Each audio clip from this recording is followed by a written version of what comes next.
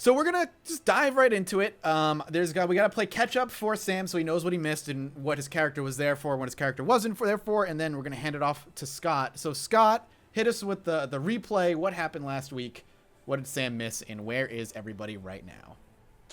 So last week literally picked up immediately after the week prior had ended. Like they're still inside the area that was the Shadow Lord's kind of like hidden hole. It was a hidden room upstairs in a tavern that they owned. And you had Addo and Rye looting the chests, getting hit by a couple of traps, but not giving. Yeah, what did we get out of those, by the way? Nothing. There was nothing. There was poison, and I know we got some. I was there. We got a pot of climbing, 2 pots of poison, 1 oil of slipperiness. Yep. A magic cloak. That needs to be fixed. Yeah, it needs to be fixed. A wand of secrets, 2 sending stones, 1 scroll alarm, 1 disguise self, 1 scroll of featherfall, 1 scroll of sleep, a dagger of venom, and gloves of thievery.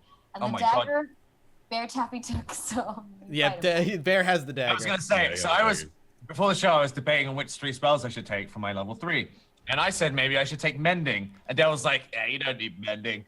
It turns out.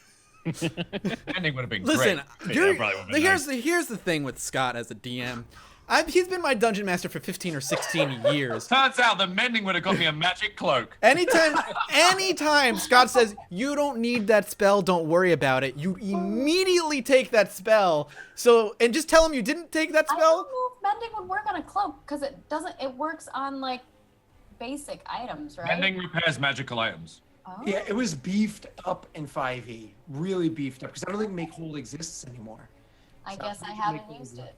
Yeah, yep, exactly. 5e, I guess. When I'm looking at second level spells here, man, it seems like there's a very drastic difference between something that's named Phantasmal Force and something that's named Locate Object. Like, okay, if I'm a new player, what am I gonna take? So little ding, everybody level. Woo! Yeah, after last session, everybody leveled up, which is pretty exciting. That's actually why we're a few minutes late, as we were finishing putting that stuff on the character sheets. And so going to answer your question, Bear, yeah, it's as you go higher up in levels, there's actually 8 different schools of magic, 9 if you include universal. And each school becomes more and more like down its own rabbit hole. So yeah, when you have Phantasmal Force as powerful as Locate Object, depends. Are you trying to find that magnifying glass? You know what I mean? I'll summon a beast who will do my bidding for me. That's what I'm Awesome. So so where we picked up was the chests that apparently had stuff inside them. By the way, Rye, nobody had claims the gloves of thievery yet. Hint, nudge, nudge. And you had Grommen and Thunk in the other room that were having a bit of a conversation about why it was Thunk was making these actions. In short, Thunk was just explaining orcs need to be orcs to make orcs be like successful and to rule and so on and so forth. And Grommen was like, yeah, but like there's other ways. And he's like, no, you're weak. Didn't quite go down. Like no, there's no other way. And Grommen's like, yeah, I'm not entirely convinced. And he's like, don't worry, I'll convince you. And that was pretty much the conversation summed up. They went back to the Broken Bottle or whatever inn and went to spend the night there. Well, Thonk went to spend the night there. Rye went to spend the night there. The other 2 went drinking, and they drank all night. They actually drank late enough that 2 hired mercs to kill the party happened to show up. Both of them rolling natty 20s. Noticed that these mercs were kind of looking at them, realized that they were working together. They approached one of them. Yeah. Yeah. That's good times. Yeah, it was pretty awesome. They approached the guy.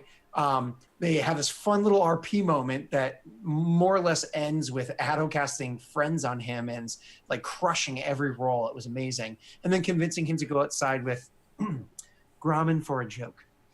I just keep thinking about 3 rats walking into a bar. It hasn't left my head all week. And so he goes outside and in short, Grommen kills him. Grommen kills him outside, so hides him underneath the cart, blah. Then it goes back to the other guy who tries to get away. Otto gets him caught there by saying it's his birthday, these ridiculous antics. It was hilarious. They eventually meet him out back. And, to question him, he's like, all right. I'll tell you whatever you want to know. They break his leg. So then they knock him unconscious and they drag him up to Thunk's room. And Thunk is... What was that? It's can't be real. No, this is exactly I what really happened. like how quickly you're brushing over these critical elements. So they break his leg, knock him unconscious, and bring him up to Thonk's room. I'll breeze right by that part. So Thunk, irritated to be woken, is interested in what he sees. So the two of them are so drunk they eventually pass out. Okay. Thunk breaks this guy's finger to wake him up, questions him a little bit. It's very little more information than what it was that they had received prior, and then wakes Grommen up and, in short, forces Grommen to kill him. The line, I believe, was, "You brought this mess to my door. You finish it." And convinced Grommen to finish the job. So Grommen killed the guy. And Instead of giving the guy a clean death with my dagger, Grommen strangles him. Can I put in a transfer request for like a nicer group? Wait, no, you misremember. That was not a strangulation. That was a you snapped his neck. disconnection of the neck. Yeah, yeah, you're right. yeah, You yeah. snapped his neck. So So that's a little bit more humane. my question to you, Scott, is did Otto go from good to neutral? In my opinion, alignments are very they're a little gray. Yeah. So it's letters on a piece of paper. How you play your character and how I make the world interact with you is more of a scale thing as opposed to bam bam. So after those actions, if a paladin were to cast Detect Evil, yeah, he'd see an aura around Otto and Grommen for what it was that they had done. But more actually against Otto, since he was kind of calling the shots and Grommen was just kind of like the dumb thug that went along Listen. with it. No one seems to be on my side. Adam, what happened to That you? my activity Also- was justified. The moment a man decides to kill you, it's either him or you. You got to eliminate one of the factors. Thonk I- agrees. You broke the guy's leg. For what it's worth, Otto, Thonk agrees with you wholeheartedly. That's never a good sign. Okay, so a short counter argument, but it doesn't matter because I'm not putting a label on your character at this point anyways. Short counter argument would be, if that man actively tried to kill you, anything that you did afterwards, or almost anything you did afterwards, would be self-defense and completely justifiable as neutral, if not good, right? But when he literally said, "I surrender, I'm willing to pay my own fine towards those that hired me to drop this job," is obviously a terrible idea. I'll tell you what you want to know. But he's groveling at his feet, and you're like, but again, I'm not putting labels on anything at this point. And it doesn't matter. We can keep going forward. So Rye was not feeling well. She still hadn't fully recovered from everything that happened beforehand. She realized that the party was trying to kill them. And the party is saying, "We're leaving the city now. We need to go." And Rye's like, "You mean and come back?" And they're like, "No." And she's like, "But it's my home." And they're like, "No." So they leave, and she's like, "To hell with you guys. I'm staying here. This is my home." Again, it wasn't up to par. They go to Black Hill. In Black Hill, this is where it gets interesting, Sam. When they arrive in Black Hill, the townsfolk are very happy to see them. Very happy. And, they're kind of like, "Oh, yay, here's our heroes, the heroes of the Battle of Black Hill." They go into the keep. If you remember, there's that hallway as soon as you walk in. Mhm. They go into the keep. And they see Forston having a conversation with the lady, the Lord, and their advisor. So Forston, you already see the mood is completely changed. So to kind of sum up the way that happened is Forston delivered the message from Ashram that Thunk tried to kill Ashram. And they were like, "This is our son. What is going on here?" So they more or less disinvite the entire party from their home and effectively the town. Fucking Thunk. Except for Grommen.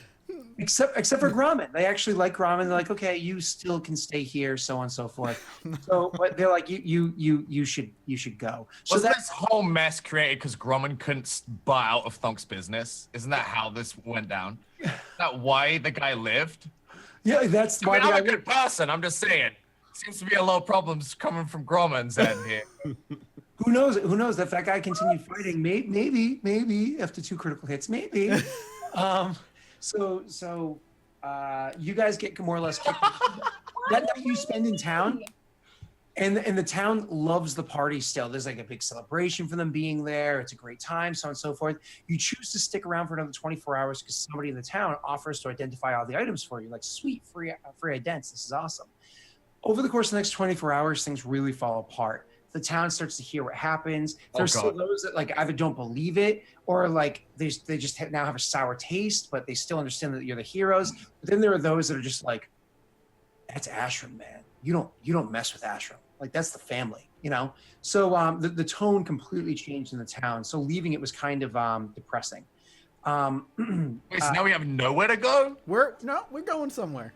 Speak for yourself. I'm chilling at home. You do have a direction. One more. I keep remembering all these details. So much recap for poor Sam.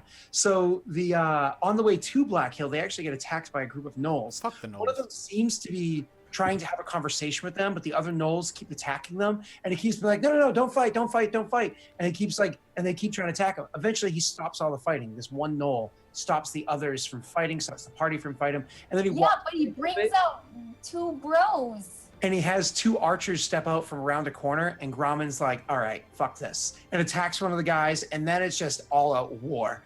And aside from Thonk looking like a bitch, I heard Thonk got his ass beat by gnolls. That's what I heard. It's true. One gnoll, like I swear I had like replaced my mace with like a blow up mace, and I was just like booping him on the nose. I hit him 3 times, and I did like 1-2-1 damage. I was just like, fuck. I tried to come help, but we couldn't do anything. Yeah, and Otto was like swinging. It was just a disaster. It was legit a boffer weapon. You as fucking Grauman is like ripping gnolls in half. You were trying to fight Hogger. That's what happened.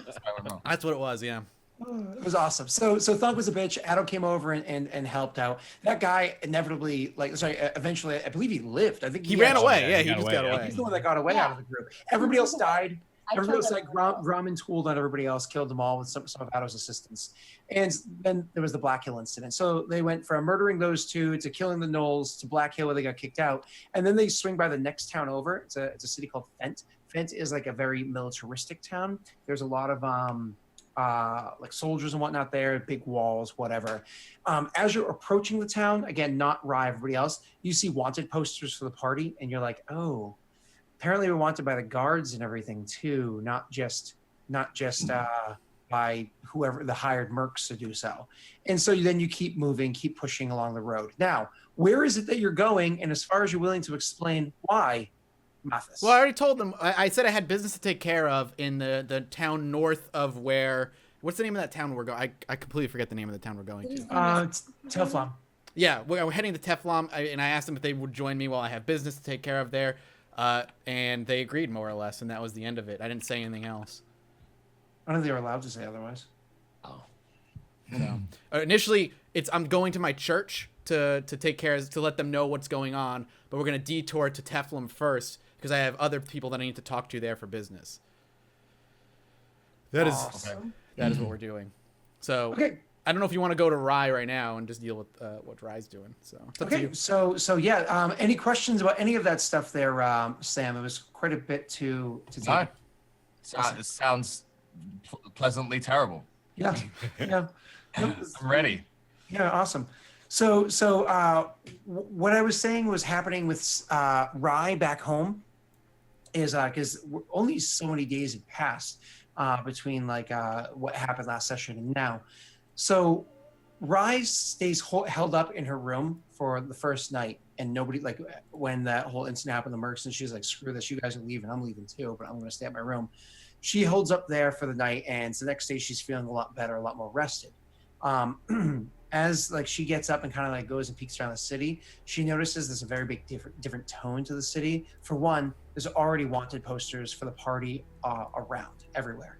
So it's not like, okay, yeah, there's wanted posters up, let's find it's like, no, there's like a strong effort to find these men, and there's like a reward that says on the wanted posters to find them, for the guards, like the guard captain would pay them or whatever.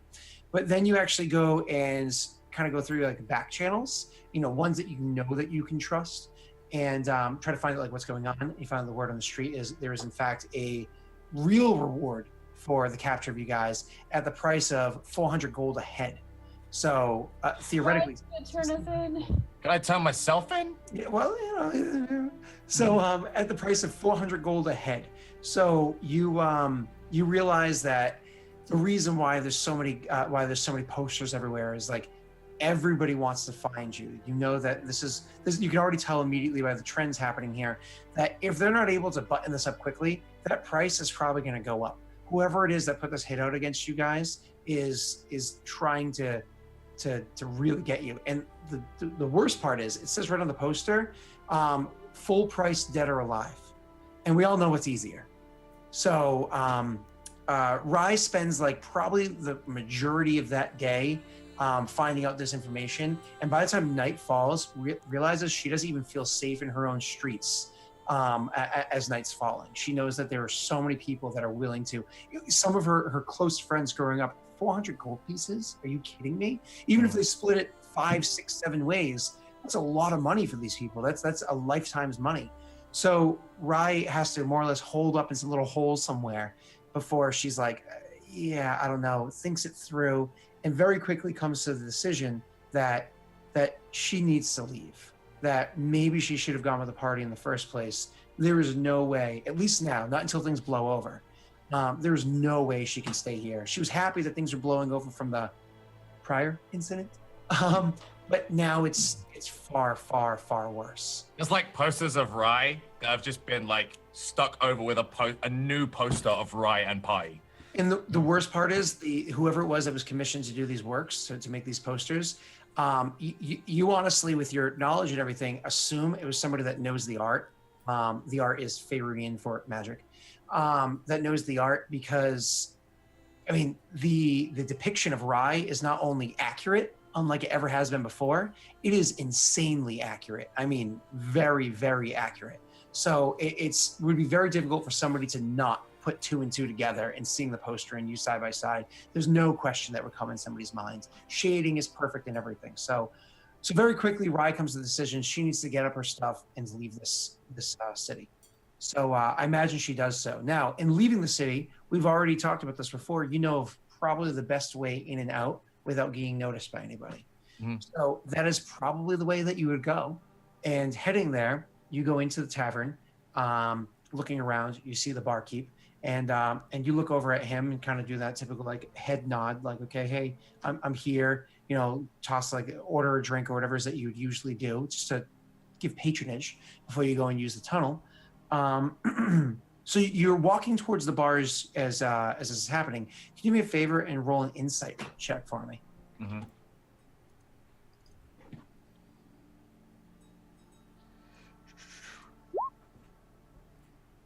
Damn, that's good. Mm-hmm. Oh, well, I was not. Oh, wow, that's really good. Sorry, I was like way up there when Maggie rolled health. So an insight 19. So as you're walking towards the bar, kind of pulling out the coin and preparing it, smile that you plaster on so easily.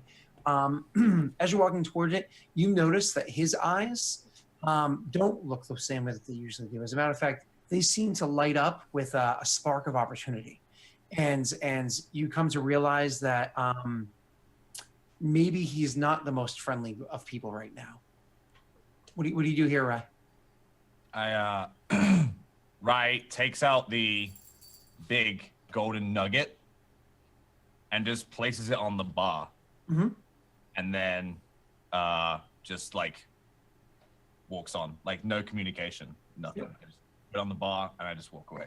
Awesome. Rye just drops the nug right there and just pieces out. Awesome. So at first, there's kind of like a strange like pause in the bar, and it gets quieter. But by the time you're down in the basement and you're going over to that big wine cask and you're opening it up, the amount of noise you hear upstairs is just insane. It doesn't matter what the payout could have been for capturing you. There's an immediate payout sitting on this bar right now. So that was the plan. This is chaos upstairs. Dust is dropping on you from the ceiling overhead. You already hear tables breaking. And so on. So meanwhile, the rest of the group is like. So you make your way through that into the wine cask, shut the door behind you, and make your way through the tunnel, and kind of pop up the other side, which is underneath the cart. And as you like look for the right moments, you roll out from under the cart, and you obviously do so discreetly. So roll me a stealth real quick, please, Ryan. Mm-hmm.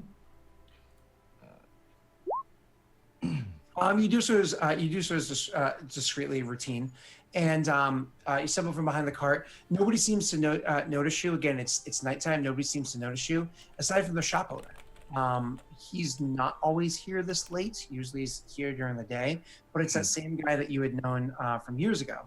And so he looks to you and is like, "Oh, hi, Rye." Rye just nods. And just a reminder, in case you don't remember, Sam, I'm sorry. This is the cousin of one of your childhood friends. So this is the one that had, yeah. So go ahead. Rye just like looks at him and she's like, "You didn't see me," and just like throws her hood up and just walks away. He's like, whoa, hold on. Rye, where are you going? Rye like keeps walking, and she's been studying this book that she got. And you see her shadow warp into like the shadow of an old lady, and she just kind of like hood up, just like walks off into the night. He is a little taken aback by that and does not pursue any further. So he just kind of like stops with that. And Rye starts heading out. Now, one of the things that Rye did receive while she was in the city going around and kind of gathering information, again, somebody that knew her, that she knew she could trust, approached her and handed her a letter that was unopened. And you can see like the seal or whatever that was on it, that it clearly came from Thunk.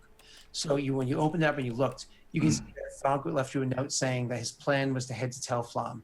If you change your minds, to head there and you'll meet them, and you can meet them there. Cool. Okay. Right, so I think like the last thing we see of Rye is like she stood at a crossroads, and you just like see like a signpost that's like Teflon to the left, and she just kind of like turns and like walks up the road, and then it like fades out.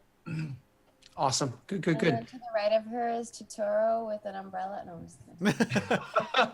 Totoro. All right. So the three of you have been on the road for some time. Together have been on the road for some time, making your way. So like I said, you originally left, you went past Fent over the bridge, and you're pulling into, I believe is Greff's Ferry is the name of the next location you guys went into. So this stomach growls really loudly. We have to have food. So as you guys are making your way towards Greff's Ferry, you do see like a small tavern that you can stop by, grab yourself, a drink, because obviously that's what Gromman really wants, and a bite to eat. So the place is rather unassuming. It's small. It doesn't stand out by any means, aside from the fact that it clearly sees a lot of travelers coming through it. So you go to this small tavern, kind of look around the room. You don't see. You do see like a poster wall of like notices and whatnot, but you don't, like with a quick glance, you don't see that there's like any of your faces on there. There's no posters of you guys or anything like that, which is good news. And so immediately you feel a little bit more comfortable. Your guard's able to drop by a smidge, and you can find your way over to a table where the three of you can just kind of like slunk down. Very quickly, I imagine at first things are a bit quiet as you're kind of like taking in the long road. This is actually the longest you guys have traveled on the road together, and certainly the longest that any of you have been on the road in a while, a month or more. So it's kind of like a different lifestyle. It takes a moment to get used to.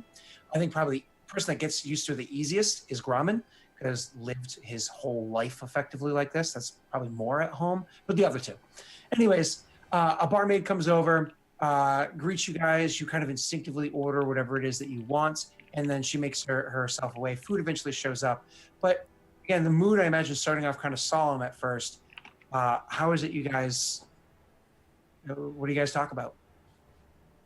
Well, the road has been like, at least when we kind of hit the road again, and when we were wrapping up last session, we were still, at least Gromman and we were tense, but like I said, Thonk was very much trying to appeal to Gromman, so there was probably some chatter, but I mean, we're still kind of upset. All three of us are kind of not getting along perfectly. Well, maybe Otto and Gromman are. Thonk is not so much right now.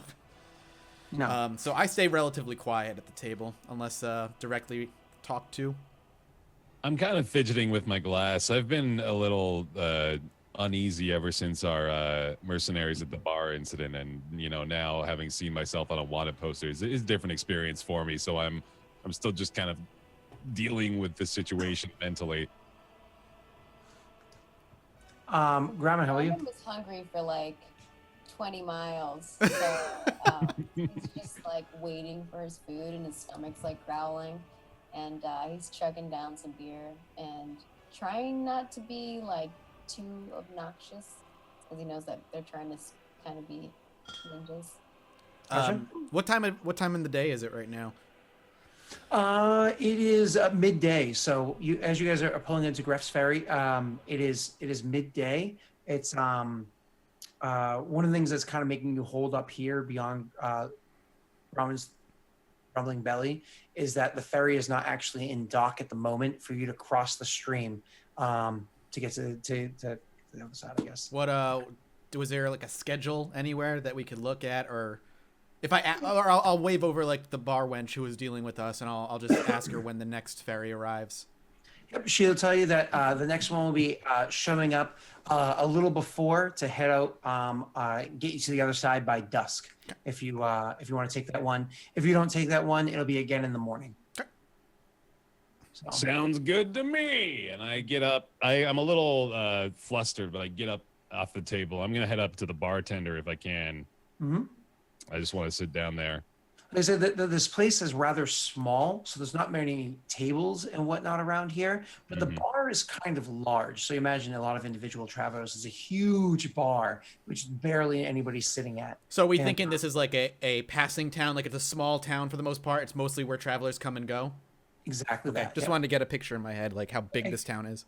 Exactly that. So Telflon is a very, very large commerce city because it's an oligarchy that runs this region, that runs the country of Thesk.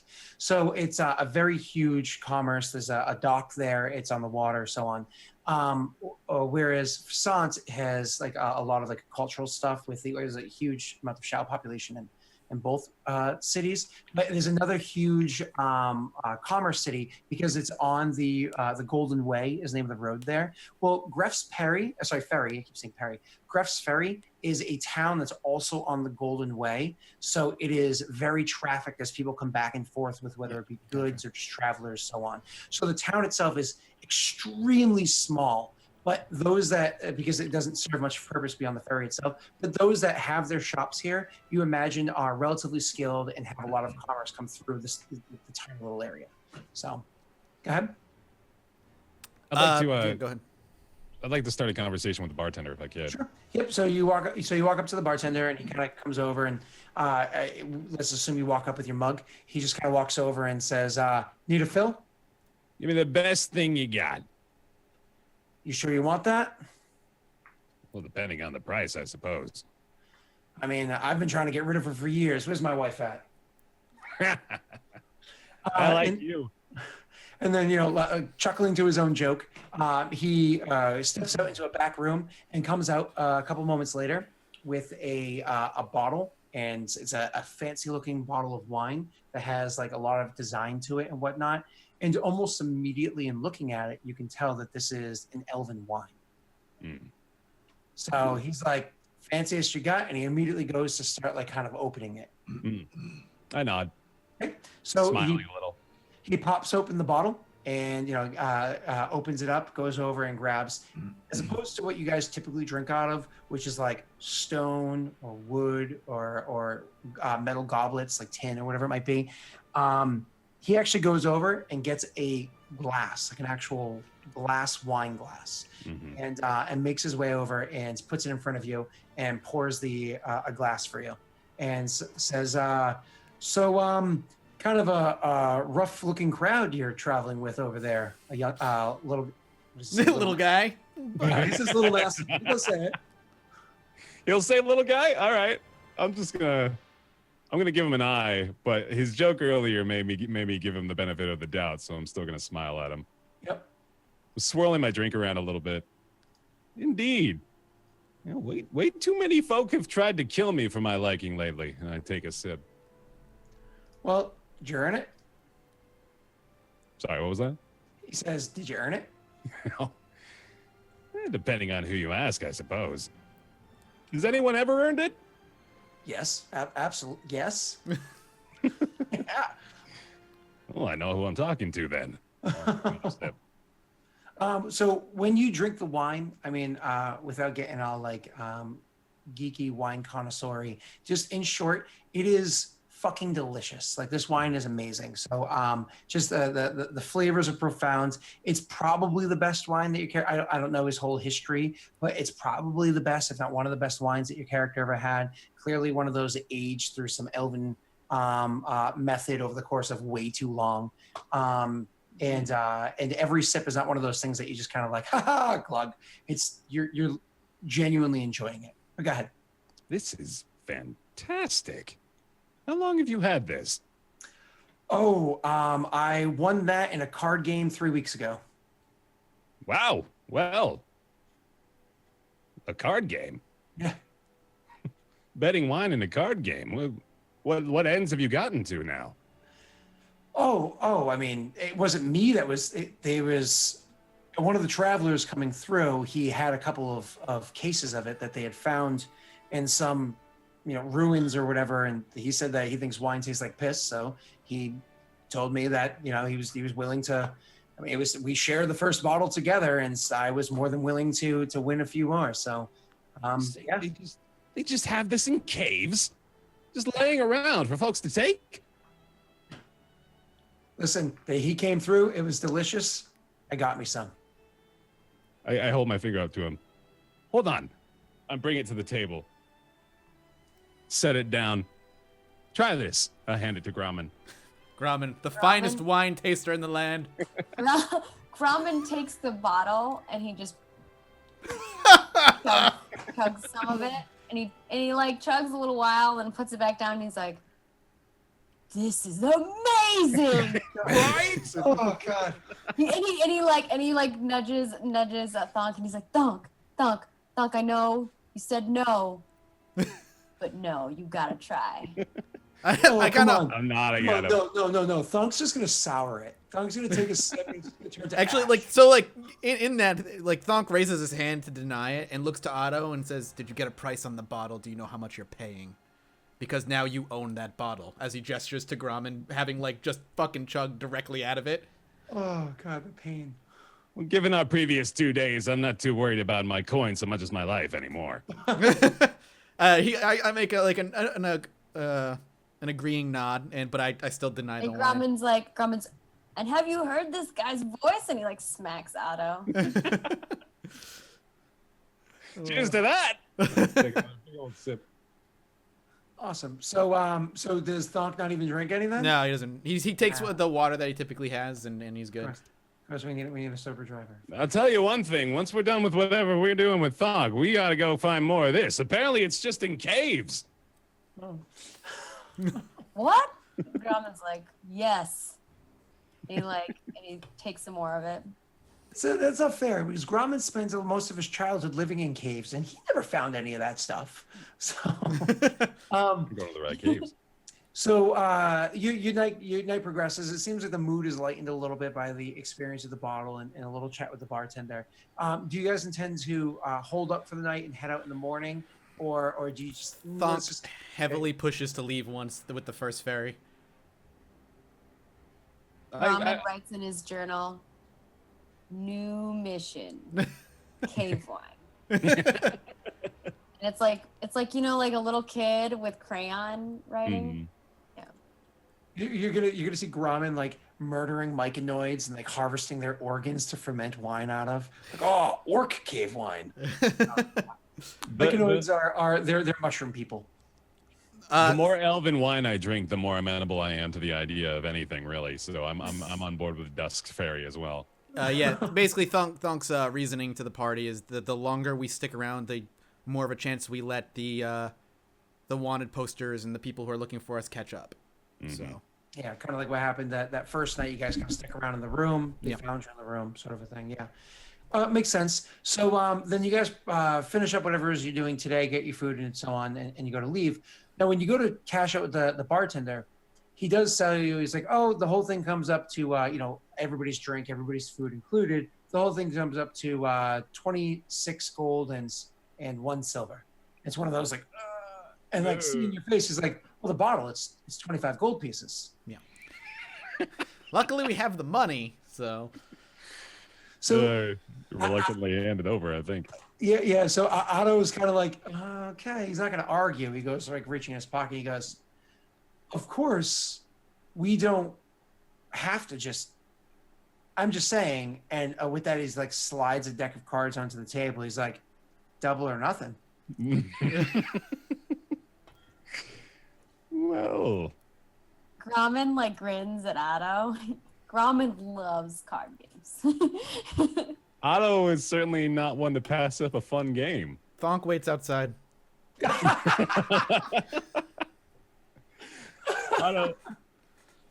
Otto looks up at the man. You're aware of my disdain for my own life at the moment, aren't you? Hell with it, I'm game. Let's play.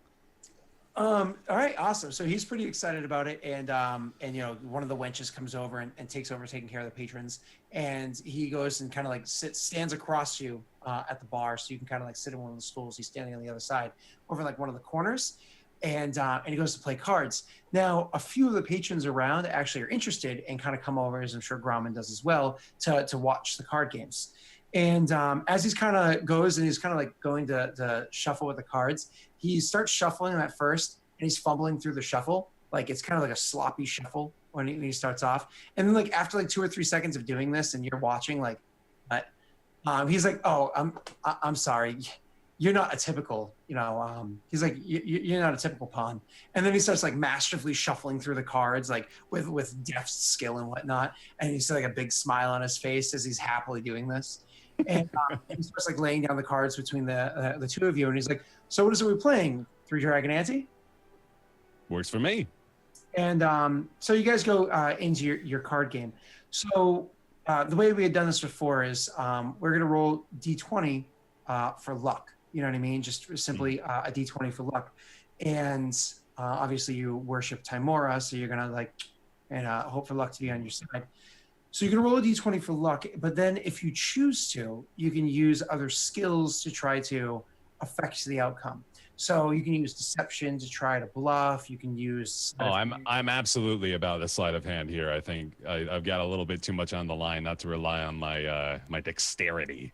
Okay, awesome. One of the other things you could try to do, though it's not exactly like Maggie's playing the most discreet of characters, is if somebody kind of like, you know, and like, you know, it's a 4 king. Oh, I can't not have Grommen do that. Okay, so I want to pull down. No, what did I do? I want to pull down Grommen to my level. Oh God, Thonk, I hope you're ready to murder some more people. Grommen, I mean, I'm always gets ready. on his knees and then bends over and then still can barely reach Otto's level. I'm leaning up like really, really far. See if you can't get a peep at what we're working with. Grommen's like, It gets up off all fours. And he gets off the floor and is like, I so expected Maggie to be like, Pete. I'm like, don't say it. Oh, awesome.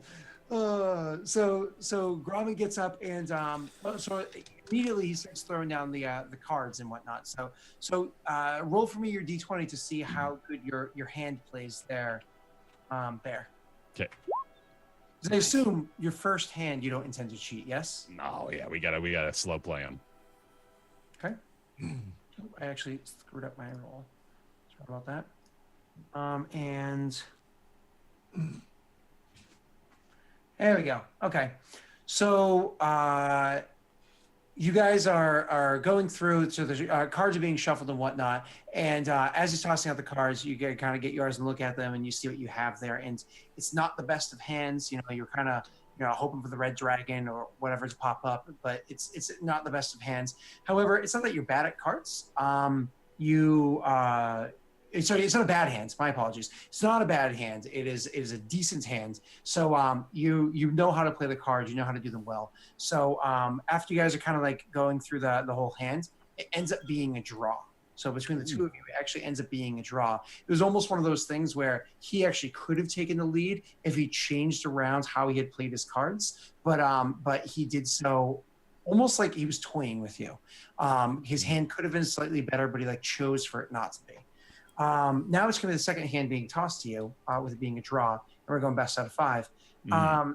Maggie, what would you like to do right now? And Bear, are you going to choose to do anything? Well, I'll let Bear do his thing first. Maggie will wait till next turn, I think. I'll employ my sleight of hand here. I'm going to attempt to maybe sneak one of the more preferable cards into my arsenal. Absolutely. So, are you trying to do this by, as he's taking the hand back, you try to keep one of them, one of the best? I think so. Yeah. So we're trying to keep this in the sleeve, more or less. Well, the other option I was going to say is, don't you own a deck of cards? Is that? Oh, true. I do indeed. Yeah. So it looks like I've got my own supply, don't I? I don't need to be any sort of thief alongside a deceptor. No. So you have two options. You can either make 2 sleight of hand checks and more or less try to keep this card and then use it again later, or you can make 1 sleight of hand check to slide in one of the cards that were already out of your deck. We gotta go with that. All right. So we're gonna pop that first.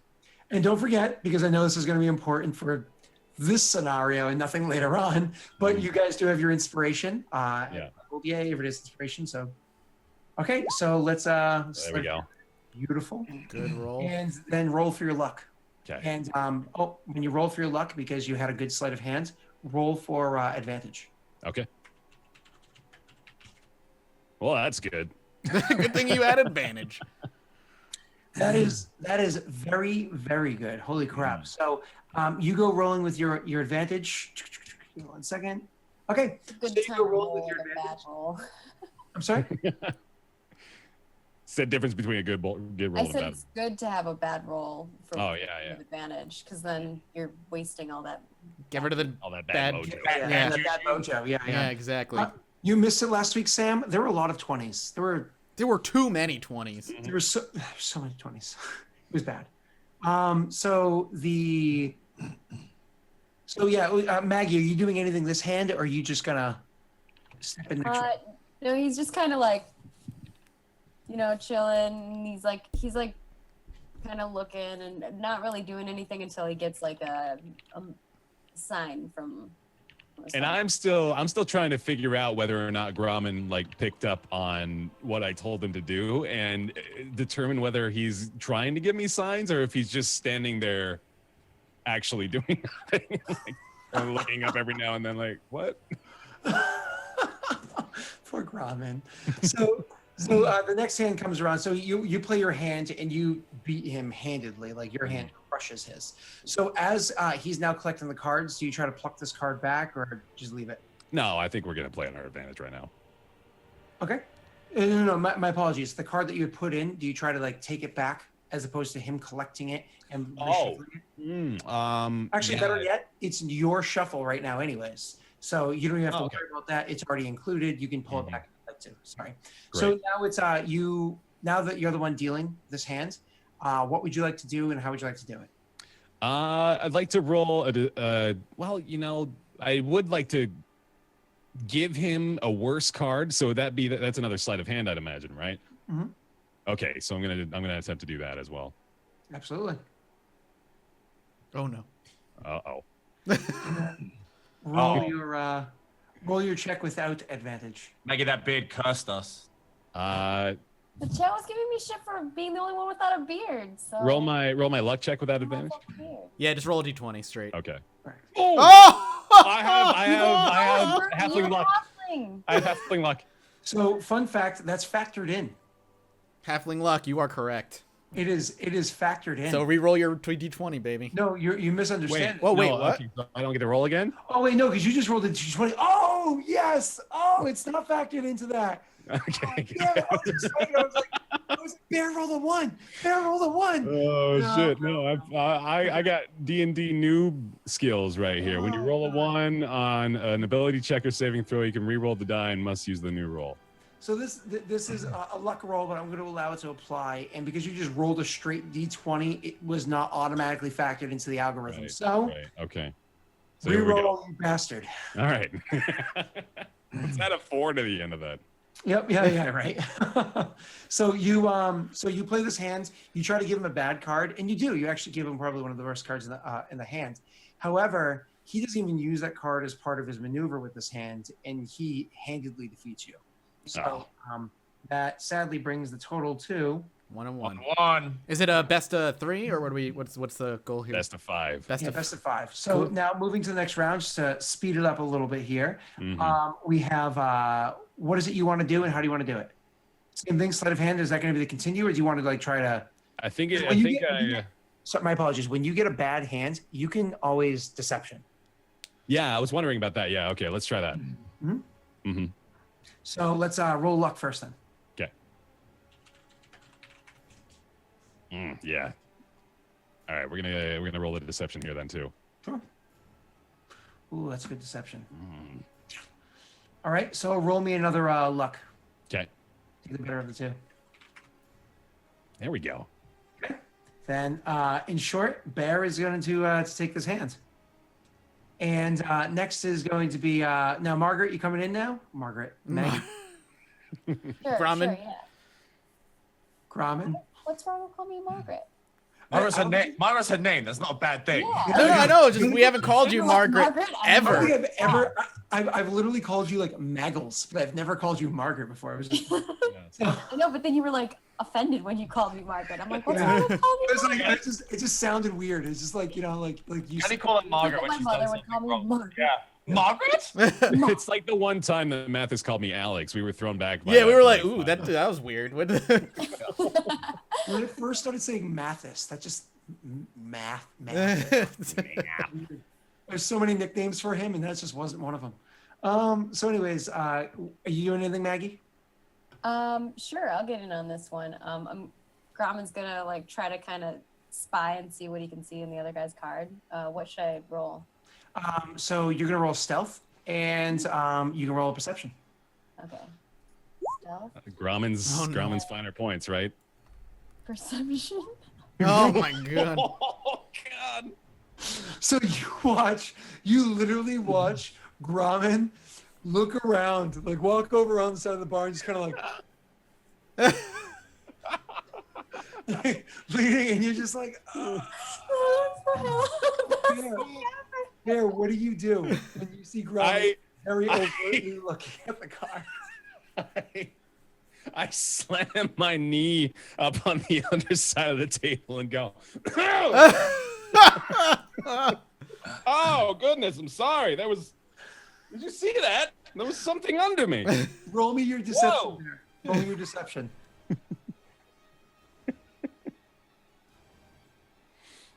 There you go. Grommen, no cheat.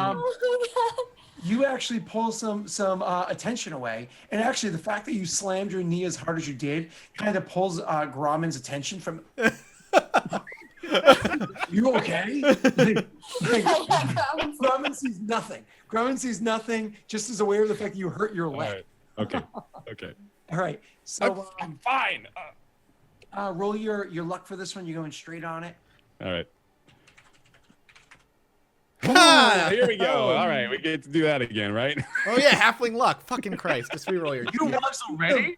You never see them because of the algorithm. Wait, what? It is doing it, or no? No, it's not. Right? So reroll. Okay. That's why you've never rolled a 1 before today. Okay, Oh. well that. I mean. Earned. This is not a 1. You're gonna need some bad He deception. plays this maneuver that is very, very difficult to play in these card games. It's some bullshit maneuver that actually gives him 2 victories. Like, he crushes you so terribly. I actually beat you by over 20 points. He crushes you so terribly that he takes 2 victories on this from this hand. So he won. What was that?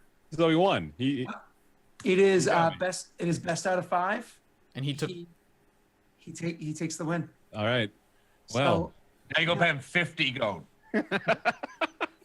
Technically 52. It was double or nothing, and it was 50. It was 26. well, double for the wine. But Oh, for the wine. Okay. yeah. gotcha. Thanks for being on my end of the. Listen, bargain. dog. I am not the angel on your shoulder. That's Rye. I'm the devil. Okay, so with Bear being like, sorry, not Bear. Otto with an injured knee and a hurt pride, kind of looks like and as that's happening, and the guy's kind of taking the cards back into the table and shuffling, he's like, double or nothing. And with that, we will stop it. Spend the first hour. We'll take our break. Yep. All right. We'll be back in just a couple of minutes, guys. Go get a drink, whatever have you. We will be back for hour 2 very shortly. What is Maggie doing? All right, you're good. We'll get right back to it in a bit.